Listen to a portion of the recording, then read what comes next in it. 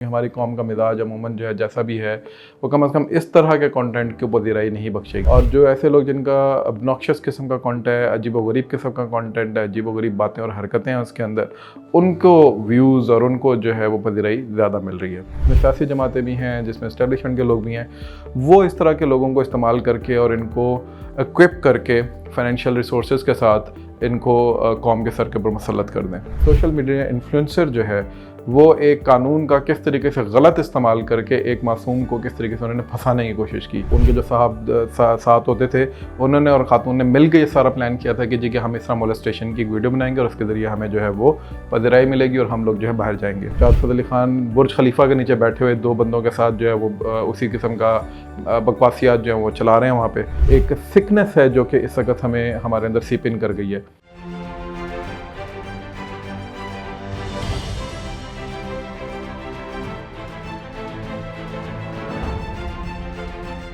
पाकिस्तान के अंदर इस वक्त सोशल मीडिया इन्फ्लुएंसर्स की भरमार है। अपने अपने मिजाज के मुताबिक अपने अपने अंदाज में वो लोग अपना काम कर रहे होते हैं। कुछ बहुत अच्छे सोशल मीडिया इन्फ्लुएंसर्स हैं, लेकिन बहुत सारे यानी मेजॉरिटी मैं कहूँगा कि ऐसे हैं जो कि बहुत ही ऑब्नॉक्शियस किस्म का कंटेंट प्रोड्यूस करते हैं। अच्छा, उस कंटेंट का हमें किसी ज़माने में ये लगता था कि शायद ये कंटेंट जो ये बिकेगा भी नहीं, ना देखेंगे, क्योंकि हमारी कौम का मिजाज अमूमन जो है जैसा भी है वो कम से कम इस तरह के कंटेंट के ऊपर ज़राई नहीं बख्शेगी। लेकिन लेटली हम ये देखते हैं कि वो जो बेचारे अच्छे इन्फ्लुएंसर्स हैं उनका बल्कि एम्बिट और उनका इन्फ्लुएंस थोड़ा कम है, और जो ऐसे लोग जिनका ऑब्नॉक्शियस किस्म का कंटेंट है, अजीबोगरीब किस्म का कंटेंट है, अजीबोगरीब बातें और हरकतें हैं उसके अंदर, उनको व्यूज़ और उनको जो है वो पज़ीराई ज़्यादा मिल रही है। और इसकी वजह से ऐसे जो इन्फ्लुएंसर्स हैं उन्होंने बाकायदा अपनी एक लॉबी भी जो है वो भी क्रिएट कर ली है। अपने अपने अंदाज़ के वो चीज़ों को पेश भी करते हैं, अपने अपने अंदाज़ के अंदर वो लोगों को बताते हैं कि हमने किस तरीके से जो है वो चीज़ों को आगे लेके चलना है। मेरे पास बहुत सारी मिसालें, मैं उनके नाम नहीं लेना चाहूँगा, जिनको मैं पर्सनली जानता हूँ, और वो ऐसे लोग हैं जिनको यानी शायद दुनिया की और पाकिस्तानी सियासत की और दुनिया की सियासत की और रीजन की सियासत की अलिफ बे भी नहीं पता होगी, लेकिन लाखों रुपए लेकर, लिटरली लाखों रुपए लेकर वो सिर्फ एक ट्वीट करते हैं, लाखों रुपए लेके वो सिर्फ एक स्टोरी लगाते हैं, लाखों रुपए लेके वो एक जो है वो कोई पोस्ट लगा देते हैं। ठीक है, अल्लाह ने उनका रिस्क लिखा हुआ है, लेकिन इसका ये हरगिज़ मतलब नहीं है कि हमारी कौम और हमारे जो लोग हैं जो कि बेसिकली इस सारे मामले को देख रहे होते हैं कि किसी तरीके से नैरेटिव लेके चल रहे हैं, जिसमें सियासी जमातें भी हैं, जिसमें इस्टेब्लिशमेंट के लोग भी हैं, वो इस तरह के लोगों को इस्तेमाल करके और इनको इक्विप करके फाइनेंशियल रिसोर्सेज के साथ इनको कौम के सर के ऊपर मुसल्लत कर दें। और इसमें जहाँ इनका तो मामला है ही है कि ये लोग अपने ऑब्नॉक्शियस कंटेंट के ज़रिए सीप इन कर रहे हैं हमारे साइकी के अंदर, वहाँ उन लोगों का भी कसूर है जो कि इन लोगों को पैसे देते हैं। इसी तरह का एक वाक़या जो है वो पिछले दिनों लाहौर में पेश आया, जिसके अंदर एक सोशल मीडिया इन्फ्लुएंसर जो हैं उन्होंने इस तरह की एक हरकत की और वो पूरी दुनिया में मशहूर हुई, और उस की वजह से जो है वो मामला जो है वो काफ़ी बिगड़ भी गए। आप लोगों ने वो वीडियो देखी होगी जिसके अंदर 3 ख़वातीन जो हैं वो एक दुकानदार जो हेल्पर है उसको वो मार रही हैं। अपेरेंटली उसमें ज़ाहिर कुछ भी नहीं पता चल रहा था कि दुकानदार ने उनको हरास किया है नहीं किया, लेकिन उन्होंने बाद में हरासमेंट का पर्चा भी उस पर लगा दिया था। वो जो लड़कियाँ उनमें मार रही हैं उनमें से एक लड़की है लारेब। वो लड़की जो है वो इंस्टा के ऊपर काफ़ी सोशल मीडिया इन्फ्लुएंसर है। उसने उस पोस्ट के बाद जाके उस हरकत के बाद जाके अपनी एक पोस्ट लगाई, और पोस्ट के अंदर उसने अपनी कहानी की जी कि मुझे लड़के ने हरास किया हमें, और ये किया और वो किया, और हमें कोई सपोर्ट नहीं कर रहा, हमें वहाँ पे भी लोग रोक रहे थे। बड़ी उसने इमोशनल किस्म की एक अपनी ट्वीट कर दी, पोस्ट लगा दी। उसके बाद ज़ाहिर लोगों ने उसको सपोर्ट करना शुरू कर दिया, और उसके बाद फिर लोगों ने उसकी पोस्ट को शेयर भी किया।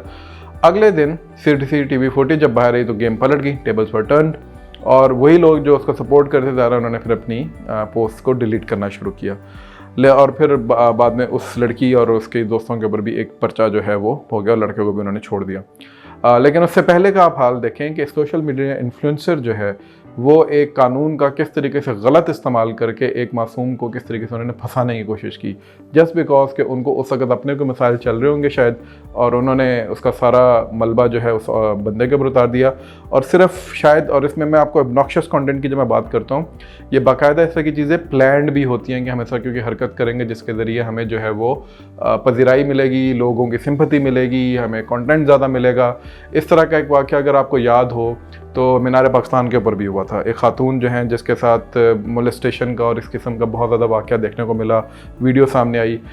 उसमें हमारे बड़े बड़े खैर से करारुल हसन साहब भी और एक दो और साहिबान भी जो हैं, उसके घर भी पहुँचे, उसके सर पे हाथ भी रखा।